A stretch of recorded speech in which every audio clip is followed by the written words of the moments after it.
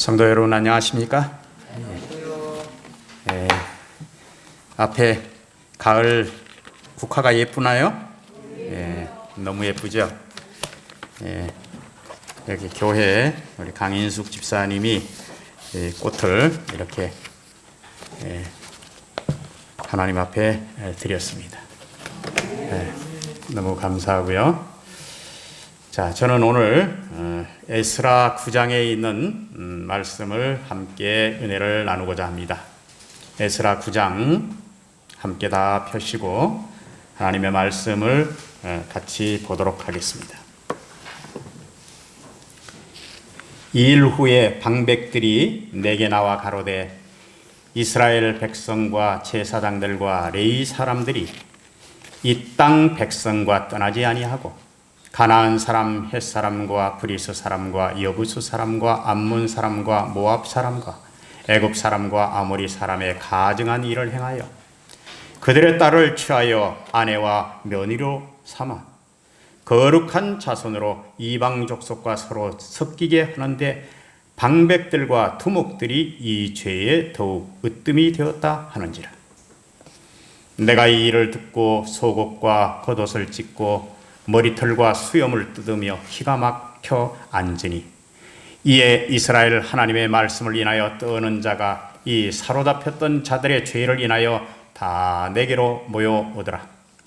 내가 저녁 제사를 드릴 때까지 기가 막혀 앉았더니 저녁 제사를 드릴 때에 내가 근심 중에 일어나서 속옷과 겉옷을 찢은 대로 무릎을 꿇고 나의 하나님 여호와를 향하여 손을 들고 말하기를 나의 하나님이여 내가 부끄러워 낯이 뜨뜻하여 감히 나의 하나님을 향하여 얼굴을 들지 못하오니 이는 우리의 죄악이 많아 정수리에 넘치고 우리 허물이 커서 하늘에 미침이니이다. 우리의 열조 때부터 오늘까지 우리 죄가 심함에 우리의 죄악으로 인하여 우리와 우리 왕들과 우리 제사장들을 열방의 왕들의 손에 붙이사 칼에 죽으며 사로잡히며 노략을 당하며 얼굴을 부끄럽게 하심이 오늘날 같으니이다. 이제 우리의 하나님 여호와께서 우리에게 잠깐 은혜를 베푸사 얼마를 남겨두어 피하게 하신 우리를 그 거룩한 처소에 박힌 목과 같게 하시고 우리의 눈을 밝히사 우리로 종로로 타는 중에서 조금 소성케 하셨나이다. 우리가 비록 노예가 되었으나 우리 하나님이 우리를 그 복역 중에 버리지 아니하시고 바사와 열왕의 앞에서 우리를 긍휼히 여김을 입고 소성하여 우리 하나님의 전을 세우게 하시며 퇴락한 것을 수리하게 하시며 유다와 예루살렘에서 우리에게 우를 주셨나이다. 우리 하나님이여 이렇게 하신 후에도 우리가 주의 계명을 배반하였사오니 이제 무슨 말씀을 하오리까? 전에 주께서 주의 종 선지자들로 명하여 이르기를 너희는 가서 얻으려 하는 땅은 더러운 땅이니 이는 이방 백성들이 더럽고 가증한 일을 행하여 이 가에서 저 가까지 그 더러움으로 채웠음이라. 그런즉 너희 여자들은 저희 아들에게 주지 말고 저희 딸을 너희 아들을 위하여 데려오지 말며 그 아들을 위하여 평강과 형통을 영영히 구하지 말라. 그리하면 너희가 왕성하여 그 땅에 아름다운 것을 먹으며 그 땅 자손에게 유전하여 영원한 기업을 삼게 되리라 하셨나이다. 우리의 악한 행실과 큰 죄를 인하여 이 모든 일을 당하였사오니 우리 하나님이 우리의 죄악보다 형벌을 경하게 하시고 이만큼 백성을 남겨주셨사오니 우리가 어찌 다 주의 계명을 거역하고 이 가증한 일을 행하는 족속들과 연혼하리오리까? 그러하오면 주께서 어찌 진노하사 우리를 멸하시고 남아 피할 자가 없도록 하시지 아니하시리이까? 이스라엘의 하나님 여호와는 주는 의롭도소이다. 우리가 남아 피한 것이 오늘날과 같사옵거늘 도리어 주께 범죄하여 싸우니 이로 인하여 주 앞에 한 사람도 감히 서지 못하겠나이다. 조금 길기는 했어도 그래도 하나님의 말씀을 우리가 잘 이해하기 위해서 그렇게 함께 끝까지 읽었습니다. 여러분이 알다시피 이 에스라서는 이스라엘 백성들이 바벨론의 포로로 잡혀간 이후에 이스라엘 백성들이 세 번에 걸쳐서 예루살렘으로 돌아오게 됩니다. 1차는 스룹바벨과 예수아에 의해서 돌아오게 되고, 그로부터 약 한 반세기가 지나서 또 제2차로 이 에스라에 의해서 또 돌아오게 되고, 3차로는 느헤미야에 의해서 예루살렘으로 돌아오게 됩니다. 그런데 이 에스라가 이렇게 돌아오면서 오늘 여기 있는 일들을 우리가 조금 몇 가지를 좀 주의 깊게 보면 좋겠습니다. 저는 이제 우선 결론적인 것을 먼저 말씀을 드리겠습니다. 15절에 이스라엘 하나님 여호와여 주는 의롭도소이다. 그가 이렇게 고백을 했습니다. 이 말은 어떤 말씀인가 하면, 여호와여 주의 하시는 일은 언제나 바르십니다. 여호와여 주의 하시는 일은 공의로우십니다. 인생이 주님 앞에 결코 내놓을 것이 없습니다. 번번이 시대의 흐름 속에 편안한 것을 추구하고 살기를 원하며 어려움과 도전은 회피하고 싶으며 세상과 동화되어 하루하루 이렇게 살아가고 있습니다. 이렇게 구별 없이 살아가는 것이 죄라는 사실도 모르는 채 살아가고 있습니다. 주께서 우리의 죄악과 허물을 알려주실 때 자복하고 회개케 하여 주옵소서. 주는 무던히 용서하시고 다시 세우시며 패해간 길 가운데서도 소수지만 남기시고 보존시키시어 주의 뜻을 행케 하시며 주의 은혜를 보여주셨습니다.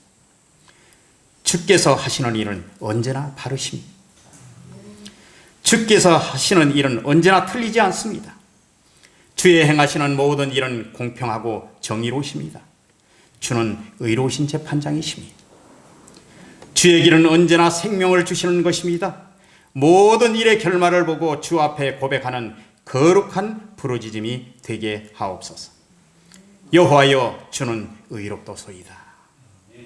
당신의 진실함에 우리의 사감을 보게 하시며 당신의 관용함에 우리의 허물을 보게 해 주시옵소서. 당신의 바르심에 우리의 고집을 꺾게 하시며 당신이 용서하심에 대해서 우리가 은혜를 입게 하옵소서. 이 에스라가 마지막에 여호와여 주는 의롭도소이다 이렇게 얘기한 이 고백이 우리 모두의 진실된 고백이 되기를 간절히 소망합니다. 주의 의로우심에 마음에서 우러나오는 그런 수긍이 있게 되기를 간절히 바랍니다. 여기에 보면 포로로 잡혀갔던 이스라엘 백성들이 성경 예레미야의 예언대로 70년 만에 돌아오리라는 이 말씀이 성취됩니다. 그래서 여러분들이 알다시피 성경의 1차의 539년에 고레스 왕에 의해서 이스라엘 백성들이 포로의 귀한 영과 함께 민족을 회복시켜주는 일이 일어납니다. 그 다음에 2차로 525년에 다리오 왕 때 이스라엘 백성들을 보내서 성전을 회복해 합니다. 3차 때는 457년에 아닥사스다 왕 때 이스라엘에 완전한 자치권을 주면서 이스라엘을 완전히 회복시키십니다. 그래서 1차 귀환 시에 사람들이 얼마나 돌아왔는가 하면 49,897명이 돌아왔어요. 스룹바벨과 예수아의 지도로. 그런데 2차 시기에 돌아올 때에 사람들이 얼마나 돌아왔는가 하면 5,000명이 돌아왔습니다. 에스라가 1차 귀환자가 돌아와서 이미 58년이라는 세월이 지난 후에 2차 귀환이 이루어졌는데 이때 돌아오는 사람이 5,000명 정도밖에 되지 않았습니다. 여러분, 멀리 바벨론으로 이렇게 잡혀갔던 사람들이 수백만에 이릅니다. 그런데 수백만 중에 49,897명은 작은 숫자입니다. 그러나 그들은 하나님의 명령을 따랐습니다. 1차 때는 많은 제사장과 레위인들이 있었습니다. 그런데 에스라가 이끄는 2차 귀환 시에 10분의 1밖에 되지 않는 그 사람들 중에 이 에스라를 쫓아서 나왔어요. 나왔는데 가만히 사람들을 점검해 보니까 누가 없어요? 레위인이 한 사람도 없어요. 자, 에스라는 이제 고국에 돌아가면 하나님께 마음껏 예배를 드리고 예배를 회복하고 이스라엘 백성들에게 하나님의 말씀을 가르치고 그렇게 해야 될, 함께 동력하고 조력해야 될 레위인이 하나도 없었다는 사실이에요. 그는 큰 아주 마음에 부담감이 느껴졌고 그는 돌아오던 길을 스톱하고 다시 사람을 보내서 레위인을 초청하게 됩니다. 왜 이렇게 레위 족속들이 바벨론에 있는 그들의 안정된 그런 직장에서 좋은 직장인을 떠나길 꺼려했을까요? 왜냐하면 다른 지파 사람들은 팔레스틴에 돌아가면 그들을 반겨줄 땅이 있었습니다. 그런데 레위인들은 이스라엘 백성들의 11조에 의존하고 산 사람들입니다. 그러므로 팔레스틴에 돌아가서 그들이 경제적인 안정을 얻을 그럴 보장이 사실은 없어요. 왜냐하면 유다의 영적인 그런 상태에 따라서 돈이 줄고 늘고 하는 그런 것 때문에 이 11조 제도의 불확실성한 그런 그 제도 때문에 그들이 자기네들의 운명을 맡기고 그렇게 따라가기가 사실은 그렇게 선뜻 내키지 않았습니다.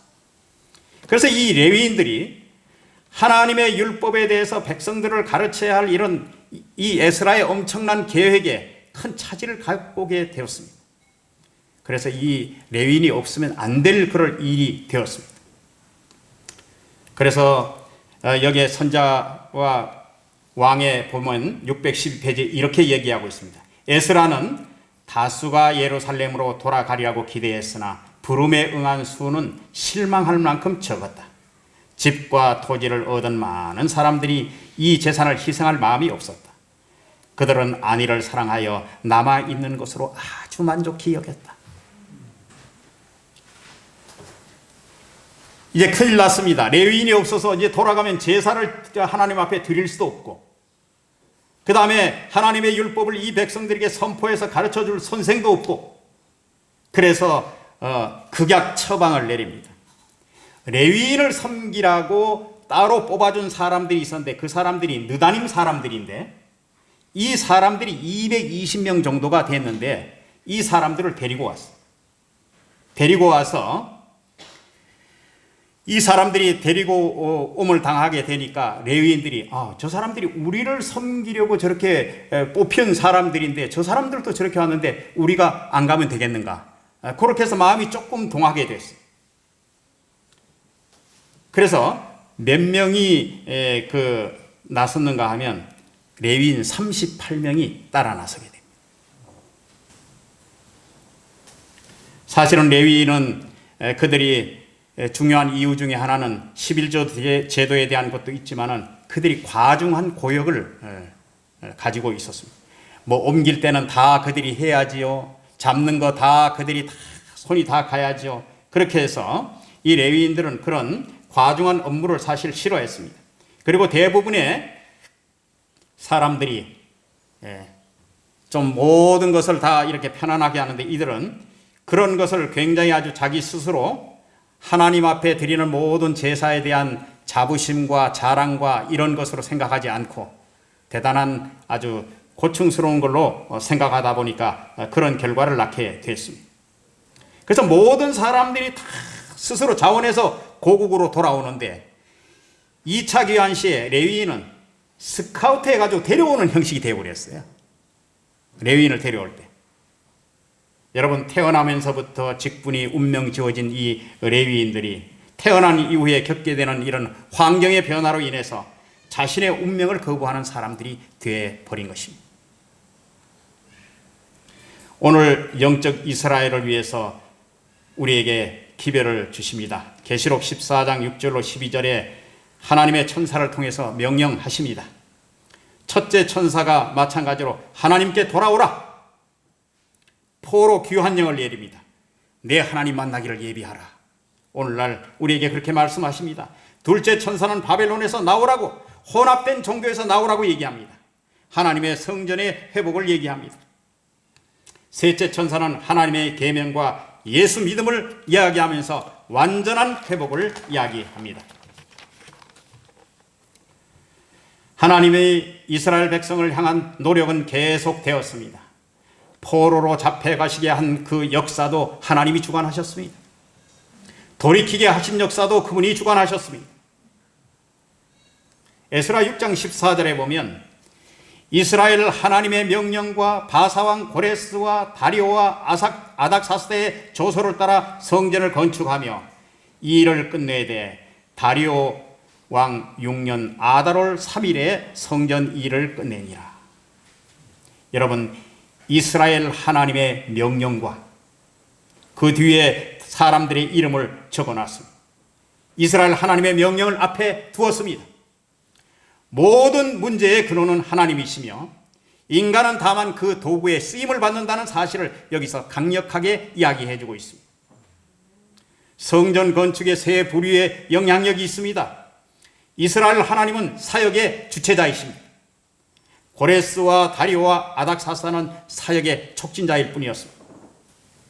선지자는 학계 스가랴를 통해서 사역을 격려한 사람이 된 것입니다. 여러분, 토마스 칼라일이라는 19세기 영국의 유명한 사상계에 큰 영향을 끼친 인물이 있는데 이분은 영웅의 역사라는 책을 썼습니다. 그런데 그가 말하는 영웅은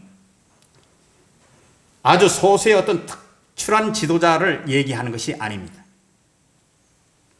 그가 얘기하는 참된 영웅적인 지도자는 존재하기 위해서 수많은 작은 영웅들이 있어야 된다는 것을 그가 믿은 것입니다. 그래서 어떤 지도자든지 홀로 훌륭한 지도자가 될 수 없음을 우리는 알아야 합니다. 역사의 무대에 서서 빛을 발하는 지도자가 자신의 빛을 발하기까지 수많은 사람들과 함께 그를 돕고 있다는 사실을 우리는 기억해야 하는 것입니다. 김화영님의 촛불이라는 시가 있습니다. 그 촛불의 시는 이렇게 나옵니다. 저 혼자 타오르는 줄 알았습니다. 공기와 바람도 필요하군요. 모든 것이 적당해야 하고요. 우주의 영이신 그분 안에서 타오름도 공동체의 노래군요. 사랑의 불꽃을 드립니다. 세상이 조금 밝아질까요? 여러분, 촛불 하나도 혼자 타오르지 못합니다. 촛불이 타오르는 것은 공동체적인 도움이 필요한데 하물며 한 인물이 촛불이 되어 빛을 발하기까지 얼마나 작은 영웅들의 도움이 필요했겠는가 말입니다. 여러분, 기억하십시오.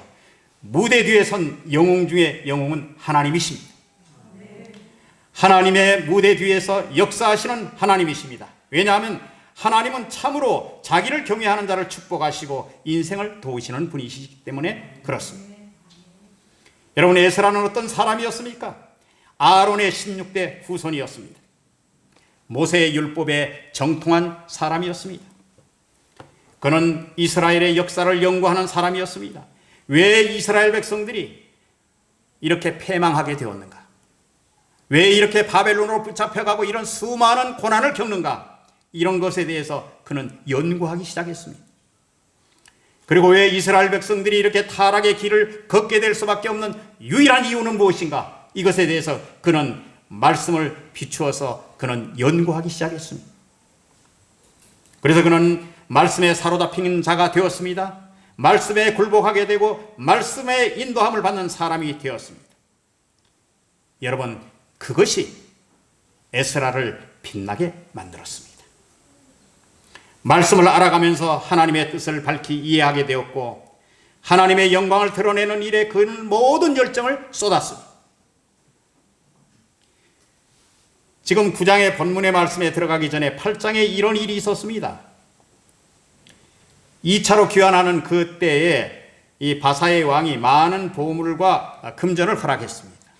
이것을 무사히 예루살렘까지 가져가야 했어요. 그런데 중간에 이게 안전을 담보할 수 없습니다.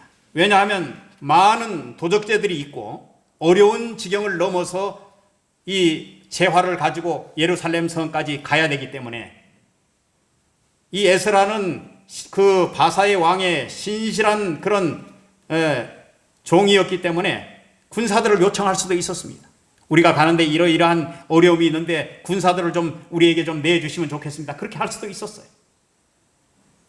그런데 그는 그렇게 하지 않았습니다.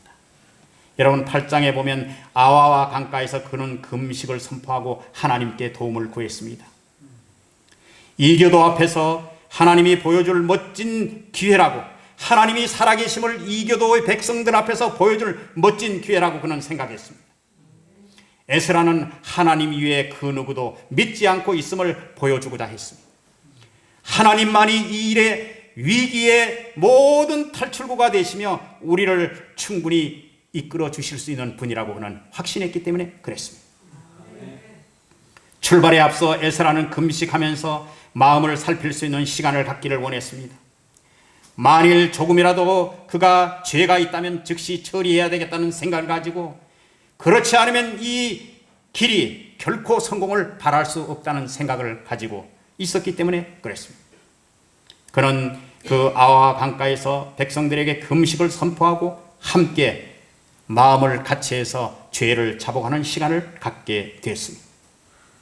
그리고 하나님을 영화롭게 하려는 마음을 가지고 그는 그분의 법대로 살려고 그는 온전한 보호를, 하나님의 보호를 실감할 수 있기를 그는 바랐습니다. 본교 성경 주석에는 이렇게 얘기하고 있습니다. 에스라는 하나님을 믿고 계획을 추진시키는 모험을 감행했다. 만일 저들이 이 중요한 사업에 실패한다면 그것은 하나님의 요구사항에 응하지 않으므로 그분께서 도우실 수 없도록 만들었기 때문이라는 것을 그는 알았다. 그렇게 얘기하고 있습니다. 그리고 8장 22절에 보면 길에서 적군을 막고 우리를 도울 보병과 마병을 구하기를 부끄러워하였다. 여러분, 이렇게 군사를 요청하는 것이 에스라에게는 부끄러운 일이었다고 얘기합니다. 하나님의 이름을 위한 부끄러움. 에스라는 하나님의 이름을 생각했습니다. 그동안에 우리를 지키시는 이가 하나님이시고 그 힘으로 우리가 모든 것을 이겼다고 말해온 그가 신변 보호를 위해서 이방인에게 도움을 요청하는 일은 하나님의 신앙에 대한 거짓 고백을 하고 살아온 것이기 때문에 그랬습니다. 그렇게 된다면 하나님의 이름이 부끄러움을 당한다 하는 생각이 그의 마음에 들었던 것입니다. 우리의 생활과 하나님의 이름을 위하여 부끄러워할 줄 아는 사람이 되어야 할 것입니다. 하나님의 이름이 우리와 함께 계실 때 세상을 두려워하는 부끄러운 모습을 가져서는 안 됩니다. 하나님의 이름을 부끄러워할 줄 아는 에스라에게 하나님의 응답이 임했습니다. 그는 겸손했습니다. 그의 겸손은 기도의 생활로 드러났습니다. 여러분, 성도로서 기도하지 않는 것은 하나님을 무시하는 큰 교만입니다.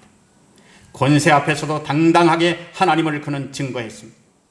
그는 언행이 일치했습니다.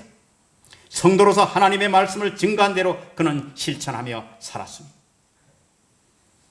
이제 9장으로 들어가서 그는 4개월이 걸쳐서 외부적인 여러 일들을 통해서 4개월 동안 여행을 한 후에 예루살렘에 도착하게 되었습니다. 얼마나 긴 시간의 일이었는지 피곤하고 3일을 쉬고 그렇게 해서 가지고 온 것들을 다 잘 인수인계를 하고 그렇게 했습니다. 그렇게 하고 난 다음에 여기 그 백성의 두목들 중에 어떤 사람들이 와서 이 이야기를 하는 것입니다. 무슨 이야기를 하는가 하면 여러분들이 읽은 것처럼 이스라엘 백성의 지도자들이 특별히 제사장들과 레위 사람들이 이 백성에게서 떠나지 아니하고 이방인들과 통혼하고 그들의 자녀들을 며느리 삼고 그렇게 데리고 와서 그들의 신들을 이렇게 받아들이게 하고 이런 것들이 아주 공공연하게 이스라엘 백성들 사이에 일어나게 된 것입니다. 그런데 그 중에 가장 큰 일을 거룩한 자손으로 하여금 이방인과 섞이게 하는 그 모든 단초를 제공한 사람들이 방백과 두목들이 이 일에 으뜸이 되었다. 이 이야기를, 이런 문제를 안고 에스라는 어떻게 했는가 하면 하나님 앞에 기도하기 시작했습니다. 나의 하나님이여, 우리의 허물이 커서 하늘에 미치고 우리 열조 때부터 오늘까지 이렇게 하나님께서 우리를 지키시고 함께 해주셨는데 우리가 주의 계명을 배반하였사오니 이로 인해서 한 사람도 주의 앞에 설 사람이 없습니다. 그는 아주 간절한 기도를 드리면서 어떻게 했는가 하면 이스라엘 백성 전체가 이 죄악이 편만했다는 사실을 알려주고 있습니다. 여러분, 영적 각성이 일어나는 것은 이름 있는 사람에게 시작되는 것은 아닙니다. 그것이 종교 지도자들에게, 마음의 양심이 더 예민한 사람들에게 이것이 이르러 온 것이 아니라 방백들의 입에서 이 사실이 일어났다는 사실입니다. 이것은 뭘 의미하고 있는가 하면 종교 지도자들은 이 일에 젖어 있어서 이 죄악을 죄악답게 보지 않는 사실이 그들에게 있었습니다. 얼마나 이상한 일이죠? 그러나 하나님께서는 깨어있는 백성으로 하여금 하나님께서 이 일을 시작하십니다. 그래서 3절에 그는 속옷과 겉옷을 찢고 머리털과 수염을 뜯으며 아주 통절한 반성과 회개를 합니다. 여러분, 거기 기가 막혀서 앉아 있었다. 요즘으로 말하면 패닉 상태에 있었습니다. 이 엄청난 일에 대해서 우리가 여러분 알기는 하나님께 제사 드리는 모든 사람들은 사실은 뭐 이렇게 옷을 찢고 이런 일은 안 하는데, 그러나 성경에 보면 이스라엘 백성들이 정말 자기가 감당할 수 없는 엄청난 일을 당했을 때 자기의 옷들을 찢고 슬픔을 표현하는 것이 성경에 많이 나옵니다. 여러분들 알다시피 요셉이 루벤이 다 형제들하고 그렇게 구덩이에다 잡아놓고 그렇게 났을 때 돌아와 보니까 요셉이 없어졌어요. 얼마나 그가 마음에 아팠는지 옷을 찢고 울기 시작하고, 그 다음에 그 요셉이 그렇게 죽었다는 소식을 듣고 야곱도 피 묻은 아이의 옷을 그렇게 가져왔을 때 야곱도 그렇게 옷을 찢으며 울었습니다. 욥이 고통당했을 때 친구들이 와서 또 그와 같은 일들을 했어요. 그래서 이스라엘 백성들이 엄청난 그런 일들을 당했을 때 그렇게 합니다.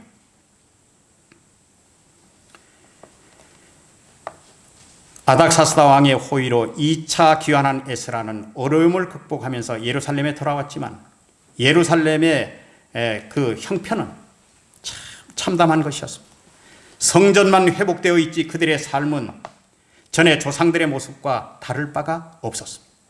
우상 숭배와 통혼으로 인해서 하나님의 땅과 백성이 더럽혀진 선조들의 죄를 그대로 답습하고 있었습니다. 우상 숭배의 모습은 사라졌지만 여전히 이들은 이방 여인을 아내와 며느리로 맞아들였습니다. 더욱 심각한 것은 그 일이 방백과 고관들이, 제사장들과 레위인들이 앞서서 행하고 있었다는 사실입니다. 이런 현실 앞에서 에스라는 할 수 있는 것이 아무것도 없었습니다. 그는 옷을 찢고 자기의 머리털과 수염을 뜯는 것 말고 자기 자리에 앉아서 할 수 있는 것이 아무것도 없었습니다. 저녁에 제사 드릴 때 에스라는 자리에서 간신히 일어나서 여호와를 향하여 기도합니다. 여러분, 기도의 내용이 무엇이었습니까? 기도하기도 부끄러웠습니다. 감히 부끄러워서 죄송해서 할 말이 없었습니다. 이전에 선조들의 죄로 진노하였다가 자비를 베푸셔서 그 중에 남은 자로 돌아올 수 있게 이렇게 해준 것도 하나님의 은혜인데, 은혜를 받은 우리가 또다시 그와 같은 일을 백주대낮에 하고 있으니 하나님 할 말이 없습니다. 이것이 에스라의 기도였습니다. 하나님께서 한 번도 아니고 여러 번 그렇게 살려주시면서 이스라엘의 백성에 대한 애정을 끊지 못하고 그렇게 계셨습니다. 여러분, 그런데 저는 여기서 아주 희망적인 모습을 보게 됩니다. 4절에 하나님의 말씀을 인하여 떠도는 자들이 다 내게 모여오더라. 기가 막혀 앉아있는 에스라를 일으킨 사람들, 이스라엘의 회개운동, 하나님의 말씀으로 뜨는 자들로 인하여 시작된다는 사실입니다. 이사야서에도 이사야 66장 2절에 무릇 마음이 가난하고 심령에 통회하며 나의 말을 인하여 뜨는 그 사람을 내가 권고하겠다 말씀하셨습니다. 하나님의 말씀 앞에 민감하게 살아있는 백성이 되십시다. 이렇게 하나님의 말씀으로 인해 뜨는 자들로 정말 하나님의 은혜 아래에 있는 자들입니다. 반면에 하나님의 말씀에 무감각한 심령은 죽은 자요 하나님의 은혜로부터 떨어진 자인 것입니다. 에스라의 기도 분석을 해보면 나로 출발해서 여러분 우리라는 공동체 의식의 기도로 흘러가고 있습니다. 여러분 그 기도를 한번 보세요. 거의 30회에 가까운 우리라는 말이 연속적으로 계속 쏟아져 나오고 있습니다. 그가 예루살렘에 도착한 지 4개월 보름밖에 되지 않은 그가 다른 이스라엘 방백처럼 그에 빠진 죄에 빠질 리는 만무였습니다. 그러나 그는 백성들의 죄를 자기의 죄로 볼 줄 아는 제사장의 모습으로 살았다는 것입니다. 다른 제사장들과 다르게 하나님의 율법을 통해서 바르게 살아보려고 몸부림쳤던 이 에스라의 영성을 보게 되는 것입니다. 부끄럽고 낯이 뜨뜻하여 하나님을 향하여 얼굴조차 들 형편도 못 됩니다. 우리의 죄악이 차고 넘칩니다. 정수리에 넘치고 허물이 커서 하늘에 미칩니다.